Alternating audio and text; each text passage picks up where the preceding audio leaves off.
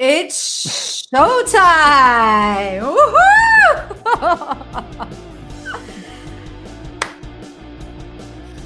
And we're here live once again with Colt Briner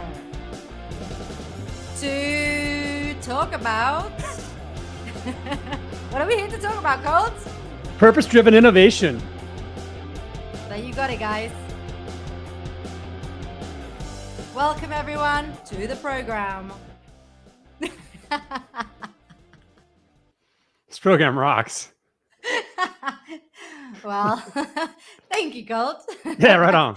And it's great having you here. So for those of you who don't know who Colt is, Colt Briner is Chief Communications Officer for Ensemble Health Partners.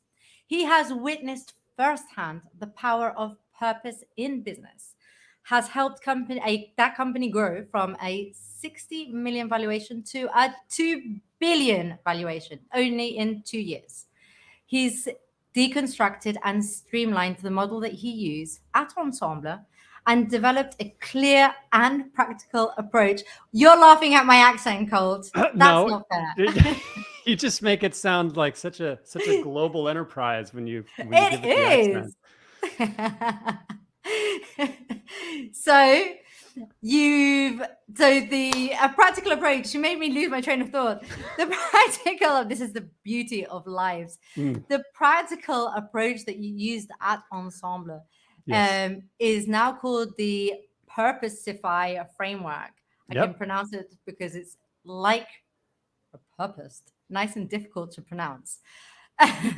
And it's for engaging every level of an organization as a purpose-driven powerhouse. Yes. And now, if I understand correctly, you teach business leadership teams how to transform their companies into purpose-driven organizations, right? So correct. That is all so true. Yes, exactly that.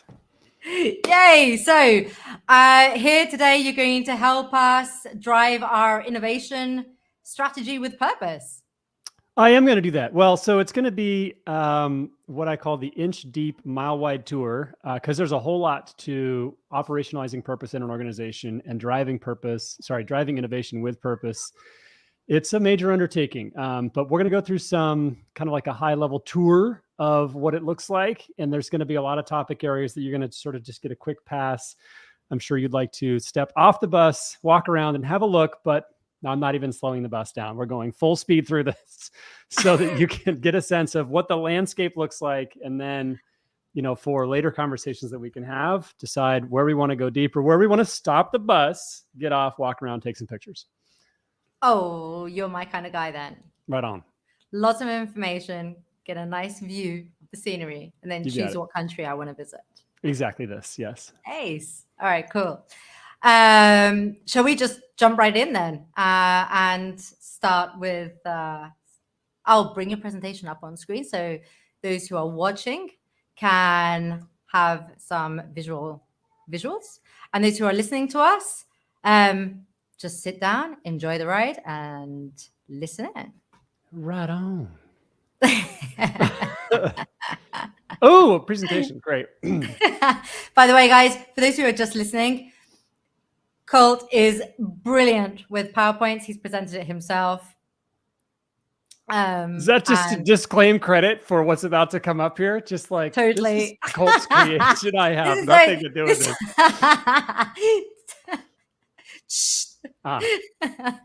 Okay. Damn, you caught me. All right, fine. I'll take full credit for this. Except the parts that you like the best, I will say they were your creation. They're mine.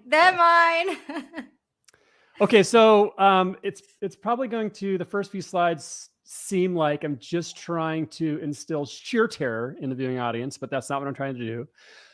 Really what I want to do is I just want to get a look at the shifting landscapes, right? Shifting employment landscape, rapidly changing consumer sentiments, geopolitical events, volatile economic cycles, accelerating technology, what's happening, and then we're going to talk about what to do about it. So since 2000, the companies, 500 of them that were listed on the Fortune 500 have actually been cut in half. There's 250 of those companies left today. And in the next 10 years, we're actually expecting to lose 40% more. So kind of significant shifting happening in that way. 50 years ago, the life expectancy of a Fortune 500 company was 75 years, and now it's 15 years. So things are changing. 48 million people quit their jobs in 2021. And since 2010, we've seen a 60% increase in annual resignations in the United States. And actually, this was just the first quarter of this year. I should probably update this. See, that's why I'm taking credit for the slides. Now you understand why I'm not. Totally. You would have given us the first 2 quarters. I know. So about 13 million people actually quit their jobs just in the first quarter of this year. And 55% of people currently employed are actually thinking about maybe stepping out of the job that they're in. So it's not just about employment. It's actually about everything. And if you think about what things look like in the US in your life, if you were there that long ago in the 80s, a lot of things have changed. So much change. I loved the 80s too. I did. For those who can't see this and are just listening to us, there's a photo of a Rubik's Cube up here. Mm-hmm. These used to drive me crazy, but I used to love them. And old style computers that I'm guessing is one of those green, green and black, green screen, green ones. Totally. Yeah. And huge telephones that you could we could use them as a weapon. Indeed. Wow. Yeah. Yes. Self-defense. An iPhone would be a very poor self-defense, but these old brick phones would certainly pack a wallop. So yeah, the brick phone, the Pac-Man, the original Nintendo controller, the DeLorean, these things just to kind of try to mentally orient ourselves around how much has changed since the 80s. But why bring up how much has changed since the 80s? Well, the reason we bring this up is because this is the amount of change that we are expecting to see in the next 10 years. So 80s obviously started 40 years ago, and that's a lot of change. That amount of change coming now just in the next 10 years. So, all right, just getting our head around that bit. But what's really driving the change is the question. So it's a combination of two major factors. One is exponential technology, and the other is unprecedented access. And this is what equals massive disruption. So what do we mean by exponential technologies? Now, this slide could have had hundreds of entries on it, but things like artificial intelligence, robotic process automation, the Internet of Things, blockchain, 3D printing, genomic editing, just a handful of examples of what we mean by exponential technology. And these are the technologies that empower individuals to do things that could only have been accomplished by billion-dollar corporations just a few decades ago. And then in terms of unprecedented access, what are we meaning there? So we now have 4.8 billion people on the internet. And with each of them having that access, they can gain access to knowledge, talent, production, audience, funding, and an entirely new market paradigm. So if you have something that you're interested in doing, something that you're passionate about, right? But you lack some specific area of knowledge, no problem. That is all there for you on the internet. If there is a talent or a skill that you need access to, maybe you need a chemical engineer, maybe you need a CAD designer, maybe you need, you name it. We have now minute by minute access to these types of talents available to us at our fingertips. Access to production. So let's say you need a CNC machine, right? Something to carve a block of aluminum into a prototype for something that you have in your mind. Well, again, something that only billion-dollar companies used to have access to. Now you can go down the street and they're available to you. You can rent them by the hour. And any capability that you might have been missing previously, you now have direct access to. So what's that going to lead to? Well, right now on planet Earth, there are 305 million startup organizations. Just letting that sink in. Wow. A moment to sink in. You said that really quickly Yep. for it to be such a large number. Yeah, it is a boggling number. 305 million startup companies extant on planet Earth right now, which is twice as many startups as there were just 10 years ago. So like if you think of it on a curve, you can imagine it's just about headed vertical at this point. Of course, it does have a limit. You can't have, more than maybe 3 or 4 startups per person. That would be ridiculous. But what we end up with in this situation is, of course, we face a lot of change, right? So with that many startups, that many people having access, it's going to get very different. And if you're in the right position, meaning you're able to take advantage of these waves, then you're going to be doing phenomenally well. If you're not in the right position, you're going to start to struggle. And what would those struggles look like? Well, what are the signs? Maybe difficulty attracting, retaining, and engaging talent. Maybe your growth is tapering off. Yeah, go ahead. I'm just still thinking about the amount of startups on planet Earth at this moment. So if I'm still thinking about it, I'm sure there's some other people still thinking about it. That's an awful lot of companies that are trying to eat my lunch at the same time as I'm trying to eat my lunch. Everyone going for the same meal at the same time.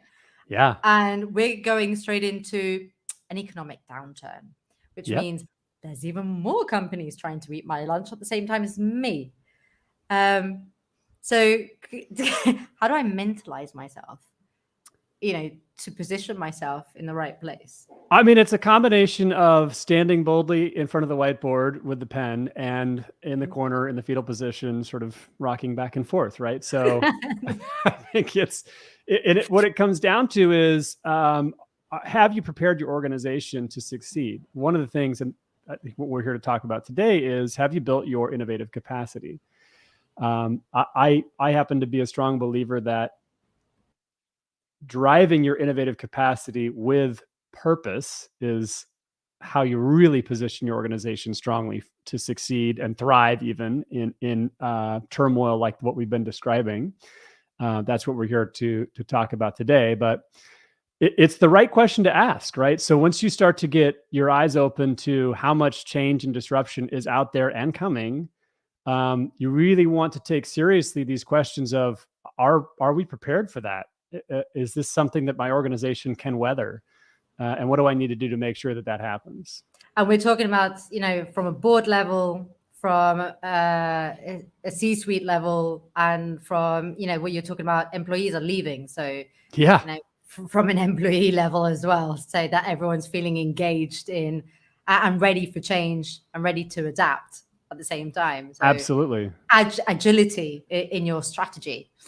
For sure. Agility, absolutely very important. How do you create an organization that has the flexibility to continue to deal with the sea changes that they're going to be accelerating from here, rather than trying to fortify into a singular position? If that's kind of the direction that you're going, you're going to get disrupted out of the market pretty quick. And the good news is this is actually pretty well understood by business leaders, right? So I have from McKinsey that the data is, in their recent survey, 84% of leaders have said innovation is a very high priority for my organization. But 94% also said they're dissatisfied with their firm's innovation performance. So yes, we see it's very important, but also I don't think we're doing a really good job. This is the usual. I know we have to do it, but we're not doing it yet. Yeah.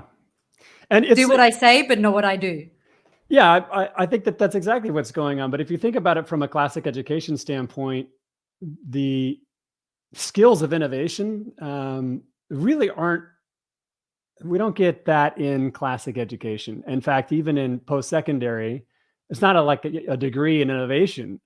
It's something that we figure out how to do, even if we don't understand the actual mechanisms. We sort of bump along and innovate. And a lot of organizations and leaders, they have this maybe unspoken perception that innovation happens if you're lucky, but innovation can happen with a discipline. And there's very specific capabilities that you can build, strategies that you can undertake to ensure that your organization has a strength of innovation, and through that can thrive in the marketplace.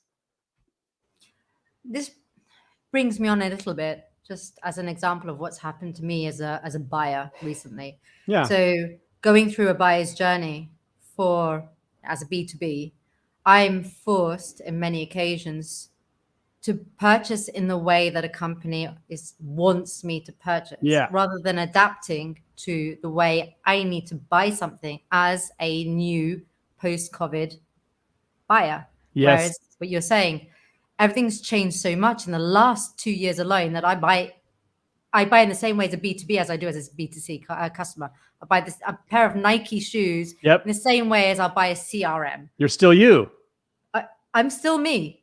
I'm just doing the same things. Maybe my 5-minute break as a CEO, I'm buying a pair of Nike trainers for my nephew or my son, or for me.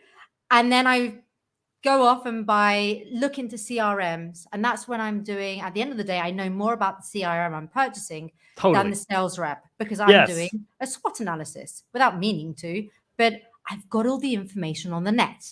And it's all there. So you can't squeeze me into a process because it's comfortable for you as a company. Please adapt to me. Otherwise, you're going to lose me through the journey. I'm just going to say, nah, there's another CRM there. It was between you and your competitor. Your competitor adapted to my style. They're nicer. They understand me. Or, they're more agile. I need an agile company. We have the same beliefs. I feel identified. And so I'm absolutely with you. And with 300 million startups plus all the existing businesses, there's going to be nothing but choice. Choice in two regards: choice for you as a consumer, where you want to spend your dollar; choice for you as a talent, where you want to spend your hour.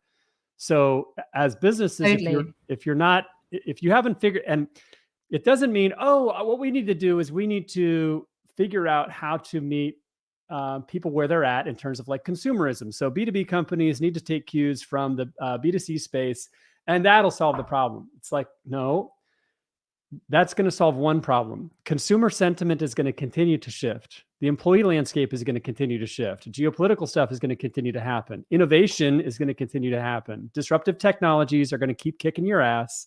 And unless what you change is your ability to adapt, you're going to miss the boat here. If you think that what we need to do is adapt to one specific thing, you're just going to do that serially until you're out of breath. You need to figure out how to adapt in general.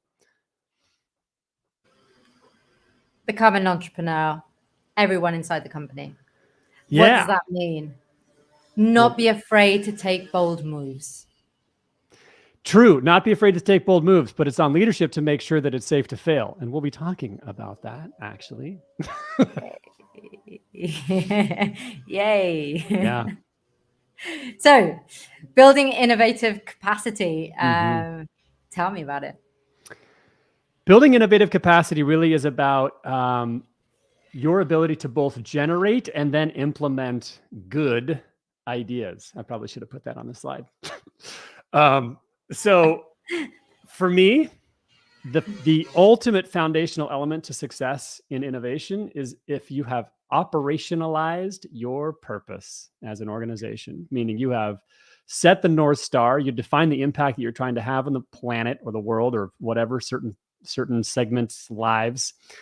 And you have brought that mission into every department, role, dimension, and aspect of your business.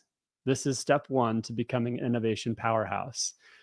The other steps that I have in here are just really more suggestions rather than steps.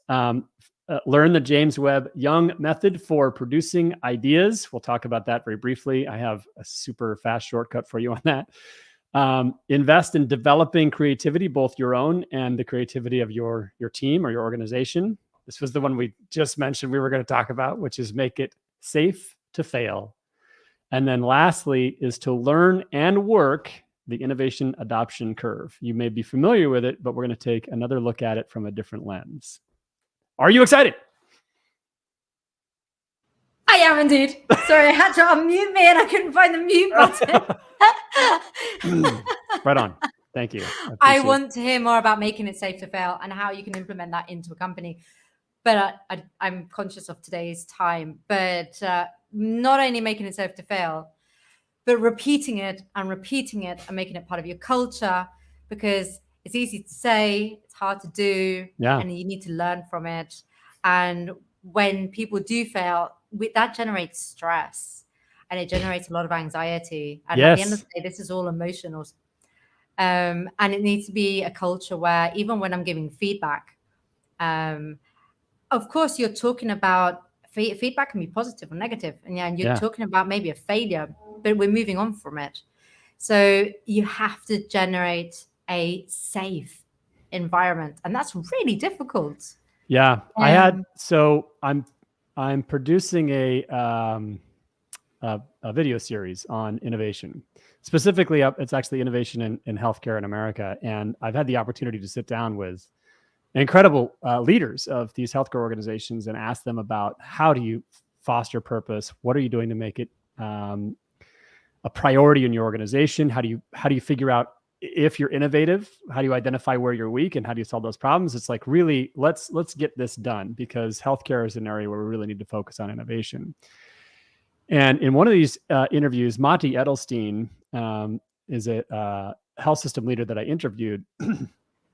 And he said, I thought this was really great guidance. He works in the back office of healthcare, right? So we're talking about innovation that takes place with patient billing, coding, collecting, scheduling, authorization, eligibility, the whole mess of American healthcare. And how do we innovate through this issue?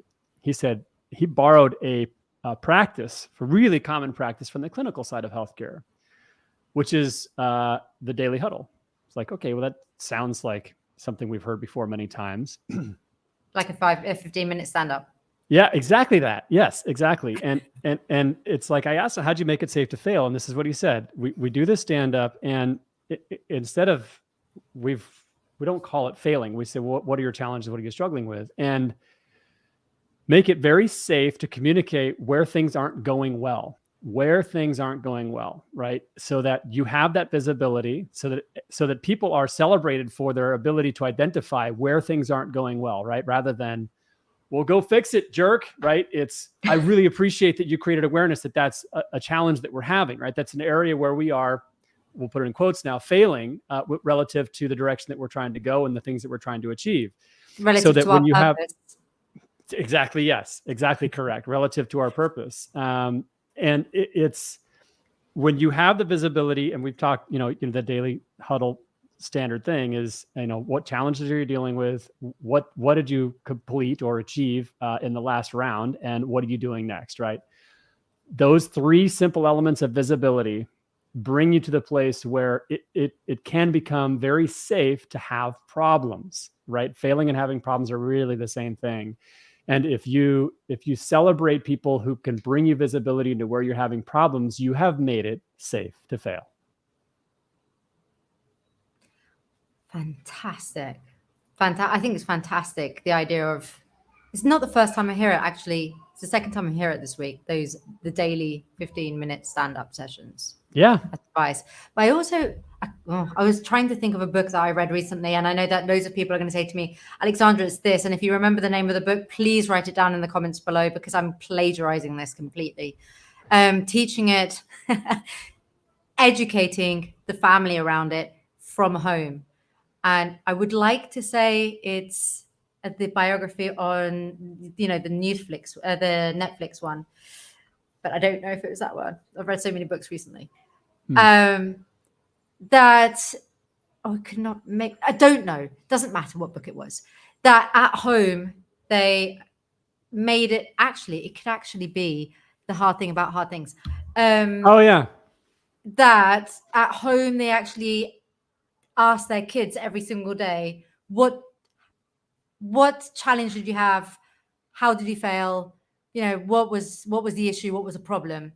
And they'd celebrate that at the dinner table. And that would be, and I think that's fantastic. So you're already making failure safe to talk about. How would you overcome? Yeah, how can we overcome this in the future? And it's cool. So what have we learned from it?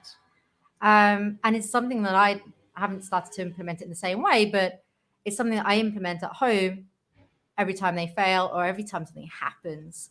All right, so why did this happen? Okay, so we've learned now that when you do this could be a consequence, not a problem. It's cool. So it's your choice in the future, how you want to move on.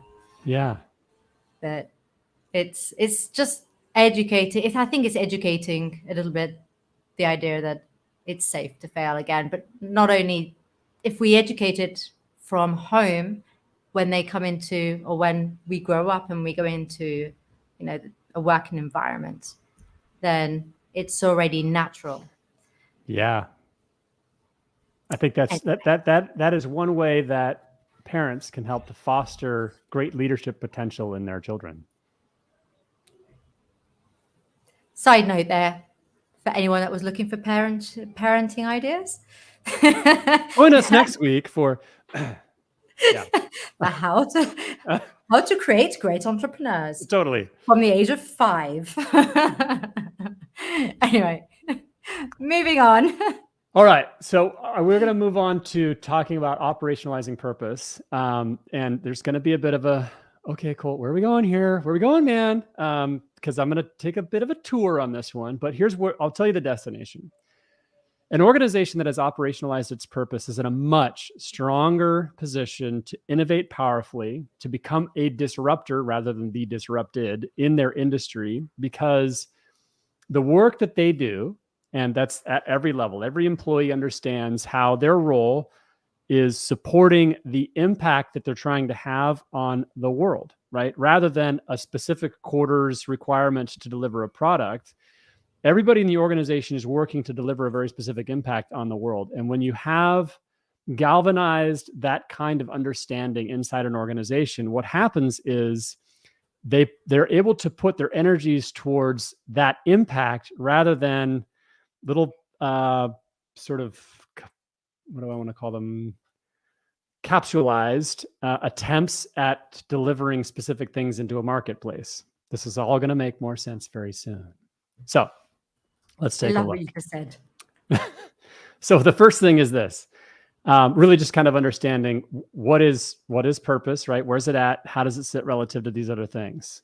It starts with values, right? The organization's values. What do we stand for? What do we believe in? And then you go into the vision and the purpose, which can be interchangeable, at least in the format, in the framework that I use. They are interchangeable. There's people probably jumping out of their seat right now saying vision isn't purpose, mission isn't vision. Fine. Okay. Love you. Allow me to continue. It's about what future we're going to create. I won. Oh, all right. I'm with you. I can dig that. I'm sitting comfortably, and I'll let you continue. Thank you. Appreciate that. Mission being, what is it that we're doing? Strategy, how do we go about it? I'll just mention briefly the difference between a plan and a strategy. If you want to play the game, you need a plan. If you want to win the game, you need a strategy, right? So we can talk more about that. Let me just add in there. Strategy is also your story for your company. Strategy helps define your company story. Yes. Sorry, let me just rephrase that. I agree. There. And from strategy, then will come your plan, which would be your actions, your KPIs. What are we going to do? How are we going to measure it? All right. Moving on. Yes, we're still walking through this tour that I told you is going to take a minute to get to the destination. Quickly, how to become a purpose-driven organization. I kind of broke this down into 6 steps. Number 1 is to co-create the company's visionary purpose. 2 is to communicate that purpose throughout the organization. 3 is to integrate that purpose into every function of the business. 4, share the stories of the purpose, right? Manifesting out into the world. 5 is to track. What's that? Okay, through your strategy. Through your strategy, indeed. That is written down and not in your head. It's really important. If you want it to work, yeah. Yes. All right. Well, this is a conversation for another day. Carry on. 5 is track and measure, right? The organization's progress through the lens of purpose. And then 6 is really about building trust by living out purpose at every level in the organization, right? So that you can see that it's what the people are about instead of just what the company is trying to do as an entity. Next. I love that. So I'm going to talk about a classic sort of whipping boy for purpose gone wrong. Innovating without purpose. So we're going to take just a quick look at Blockbuster. So Blockbuster in 2000 was doing quite well, actually. as a business that was throughout the United States with thousands of locations, certainly recognized as the leader in their space. And I'd say could have been considered, one of the best positioned companies out there, especially in the entertainment space. What's interesting though, is you look at Blockbuster in the year 2000, they collected almost $800 million in late fees, which was about 16% of their revenues. And if you got a hold of their sort of corporate documentation, what you found is that Blockbuster believed that they were in the DVD rental business or the VHS and video game rental business. And this is where things got a little sideways for them, because when you don't understand the actual purpose that your company is meeting, the impact that you're trying to have in the world, and the needs that you're trying to meet, when you attempt to innovate or when you are given the opportunity to innovate, you may make poor choices. So obviously, but you may miss out on opportunities. Right. And when Reed Hastings comes and says, I want to do something called Netflix, you go, yeah, let's do that, because you recognize that the business that you're in is not renting DVDs. You recognize that the business that you're in is great entertainment at home. Right. So when you sort of disconnect your specific product, your specific service, and instead think about what is the impact that I'm trying to have in the world? What needs am I trying to meet? Then you're in a much stronger position to innovate around purpose. You see how this little walk is starting to get us back to where you wanted to go? Do you see it? It's all making sense now. Okay. Yeah. I'll let you drive from now on then. Oh, no. We're going to trade off, especially if I get sleepy. Okay, so here's kind of one of my trivia questions that I always like to ask my audiences. If a guy walks into a store and asks for a 1/4-inch titanium twist hex shank, what does this person need? Now. Ooh, I know. Oh, do you now? I do. All right. What is it? Can I? Yeah, do it. A hole. I love this. Great. Yes, you have jumped right over the 1-point answer to the 10-point answer. So the 1-point answer is this person needs a drill bit. Okay. The 10-point answer, this person needs a hole. Yep, that is true. But there's actually a 20-point answer. Oh no. The 20-point answer is this person needs to finish. Oh, I know. Oh no. I was going to say sorry. he needs to shut his wife up. Well, okay, you're actually getting really close to the 100-point answer. The 100-point answer is if you had said any one of the core human needs, right? It would have been the 100-point answer for this question. Now, in this particular case, this individual is actually out there attempting to install shelves in the garage at the house.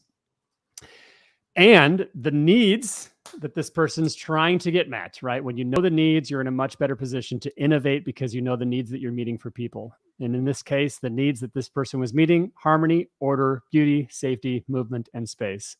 And I will go with the one that you said, which is stop her from nagging me. But that's also harmony, right?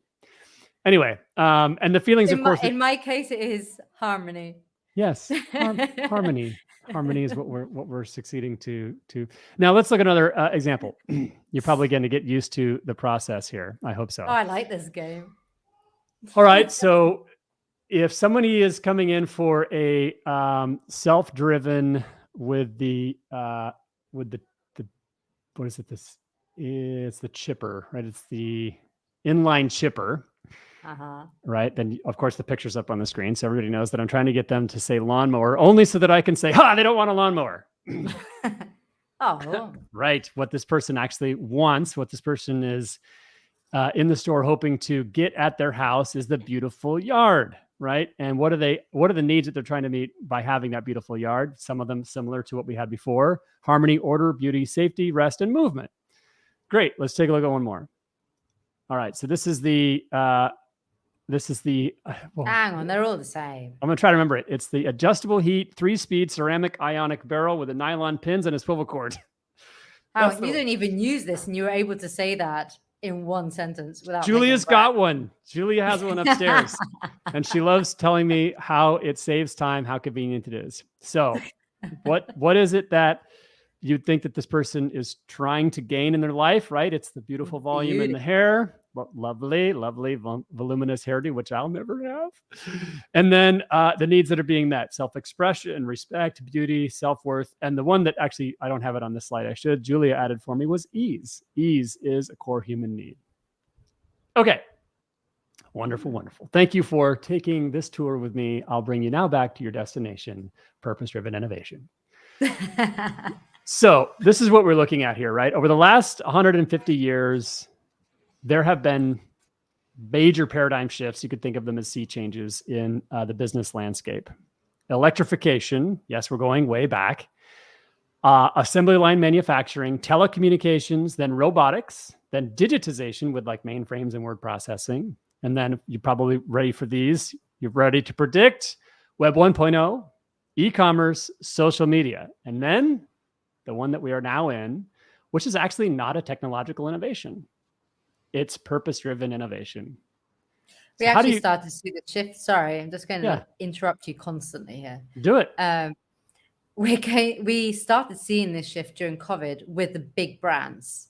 And we started seeing all the major brands rebranding themselves. Yes. Which yes, is you did. the little hint here of this major event happening in business. Yeah, it is. Good. Well spotted, Batman. Yeah, you make a really good point. And we talked about the Great Resignation. You and I have had a chat about that. And what is it that's changing employee sentiment? What is it that's changing consumer sentiment? And it's this idea that they're looking for more. They are looking for something more meaningful in the exchange of their dollar and the exchange of their hour. And it just makes perfect sense. So how do you take a list of 8 different technological innovations and then make a 9th entry that's not a technological innovation at all? The reason is because it's not about adopting any one technology. It's about being able to navigate the adoption of all of them, right? Which ones make sense for us? Because there's more coming every week. You look back, electrification, and then you go 20 years further, and then you got assembly line manufacturing.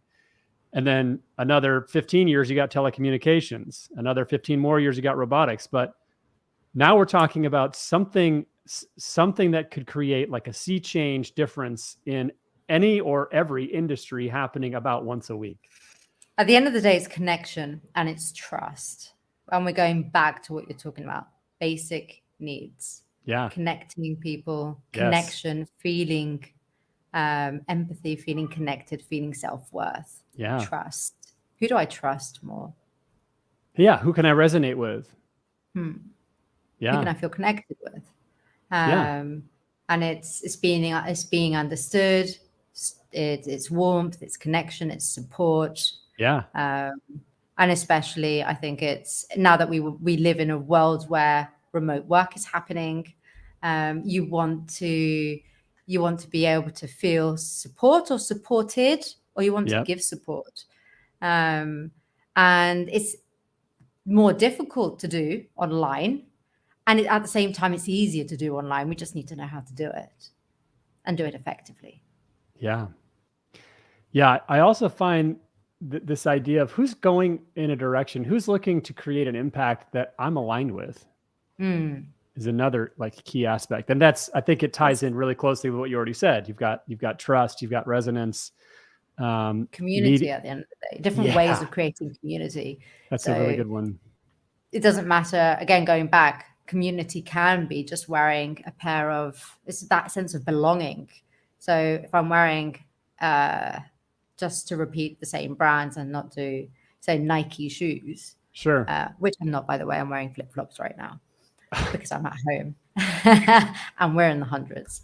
But let's say I was wearing some Nike shoes, I feel part of that community, that brand, that sense of belonging, because whatever reason I'm going for a run, and this is the running group, or and the same with so many softwares. They've got their own community around there. You've got support, you're part of the gang. And the same reason why a lot of people buy a specific car, or anything really. The way we dress is a way of self-expression. Totally, So yes.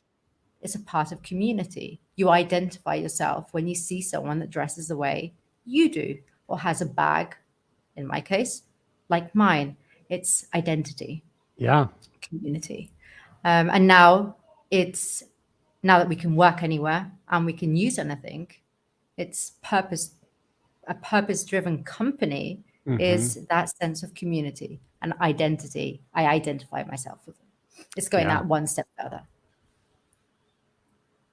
Totally agree with that. And I think it's actually even more critical because of how isolated we have become, as people, as sort of nuclear families, et cetera, each expected essentially to stand up as their own island has created a lot of separation, a lot of lack of community and connection, I think, has come out of that. And where we find it, just on like a psychological level, where we find it will be compelled to move in those directions because of how much we miss that. Yeah, and I think it's a side effect of COVID. I mean, it's a natural consequence. Yeah. Technology's moved in such a way that most of us can work remote, even if it's a couple of days a week, if not completely remote. I mean, at Repurposed, we are all remote.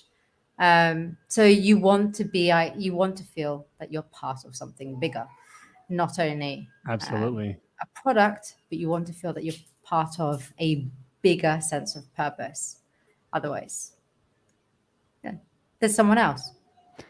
So let me do this. I know we have more tour to complete, but I want to make sure that we're keeping on the timing that you wanted to stick to for this audience. My sense is what could be valuable is one quick look at some of the data behind how purpose-driven companies are just absolutely crushing it compared to non-purpose-driven companies. And then maybe just I could put it up on the screen. We can talk about it super briefly, which is what I've created as the purpose-driven self-assessment. So you can kind of get a look at how I gauge an organization when I work with the leadership team on how far along kind of the journey to becoming purpose-driven are you? Does that, what do you Sounds think about brilliant. that?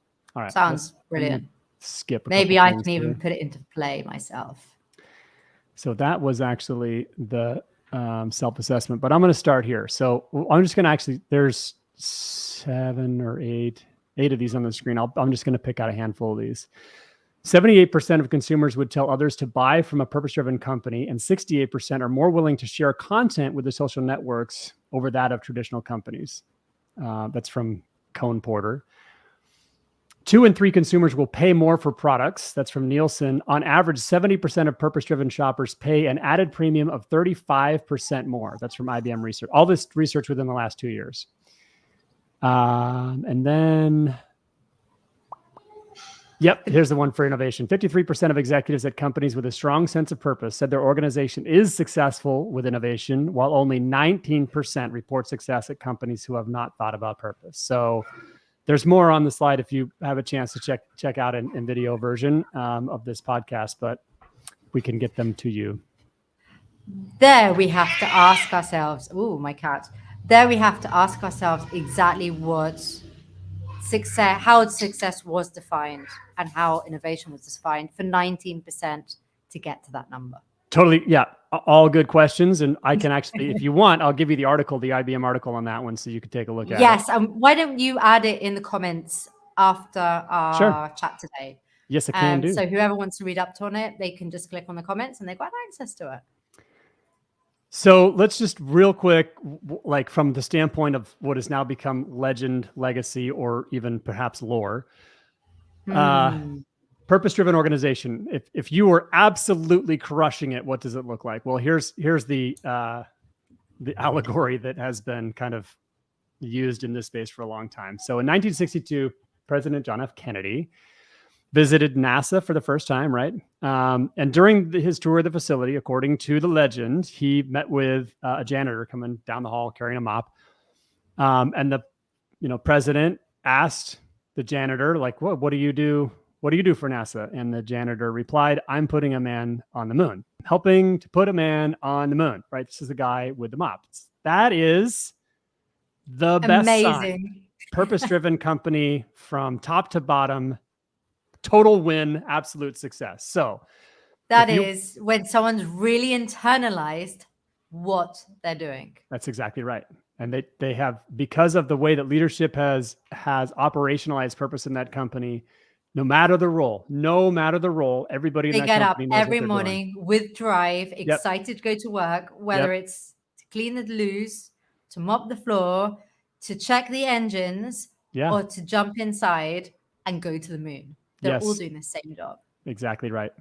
So here's the purpose-driven self-assessment. This is where we're going to leave it today, because we have obviously a lot more ground to cover. But this is the self-assessment that I provide to business leaders so that they can gauge for themselves how purpose-driven their organization actually is, and if they need to undertake a workshop or retreat, something like that, an initiative where they really decide we're going to have to do this. We have to figure out how to operationalize purpose at our company. So the questions for those who cannot see the screen: 1, our company serves a clear visionary purpose with present day relevance. You're supposed to rate that on a 1 to 10 scale. In fact, all these are supposed to be rated 1 to 10. Number 2, our employees keenly understand how their work serves that purpose. 3, our purpose inspires and motivates our employees. 4, our leaders understand the benefits of being purpose-driven as a company. 5, our customers see their patronage as a means to participate in and support our purpose. 6, our business objectives, goals, and measures are tied to our purpose.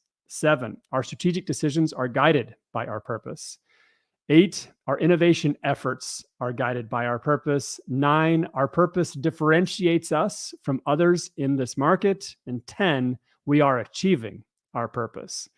So there's 10 questions for self-evaluation. I mean, it's easy guidance. If you're scoring less than 500 on the total, you probably want to undertake something to get yourself oriented around being purpose-driven. Otherwise, the market is going to roll you over very soon. Yes. I'm also thinking that this might be a nice slide to put in PDF format in the comments. I don't know what you think about that. I'm happy to do it. Jumping on there. Sure. But I think that might be nice. And some people can tell us their comments, let us know how they're doing, and maybe even perhaps where they're failing. Safe zone here, guys. Completely safe. Yes. Or where they would like to have more information, where Colt and I can continue guiding this conversation in which direction to help you achieve your goals.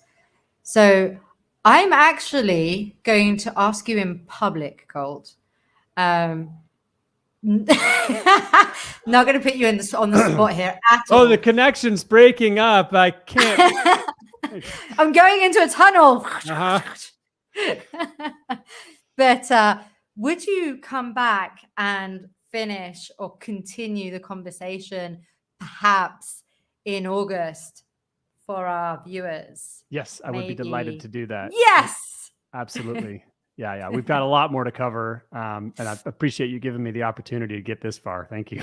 Because I think that'll be really helpful. And then with the comments that we see, any questions, we can have an AMA that can help guide us as well.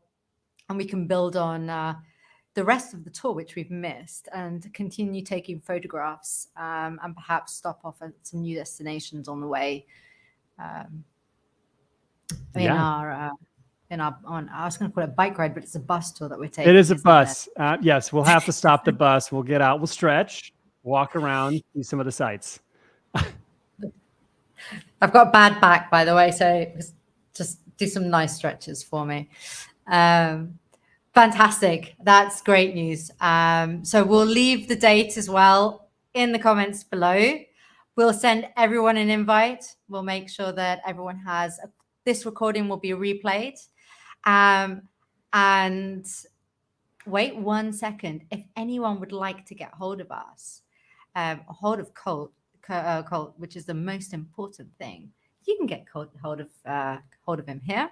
He's at Scrappy AF, and email below, telephone number if you would like to call him. Please. I'm ready to receive your call. Wait a second, I'm calling.